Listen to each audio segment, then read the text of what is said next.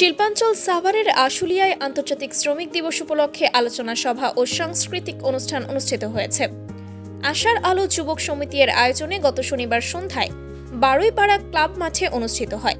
শিমুলিয়া ইউনিয়নের বিএনপির সহ সাংগঠনিক সম্পাদক মোহাম্মদ নাহিদ হাসানের সভাপতিত্বে শিমুলিয়া ইউনিয়নের বিএনপির যুগ্ম সাধারণ সম্পাদক মোহাম্মদ রুবেল শেখের সঞ্চালনায় প্রধান অতিথি হিসেবে বক্তব্য রাখেন সাবেক সংসদ সদস্য, ঢাকা ১৯ সাবেক সভাপতি, ঢাকা জেলা বিএনপি ও সংপরিবার কল্যাণ বিষয়ক সম্পাদক, কেন্দ্রীয় নির্বাহী কমিটি বিএনপির ডক্টর দেওয়ান মোহাম্মদ সালাউদ্দিন বাবু।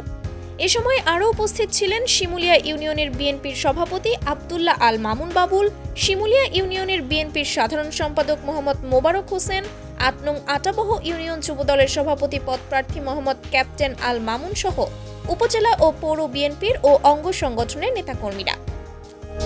সাভারের গণমানুষের নেতা, আপনাদের প্রত্যক্ষ ভোটে ভেঙে চুলে নৌকায় ভর।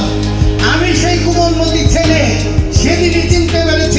রহমান জিন্দাবাদ, সালাউদ্দিন বাবু ভাই জিন্দাবাদ। ধন্যবাদ সবাইকে। রুবেল সভাপতি।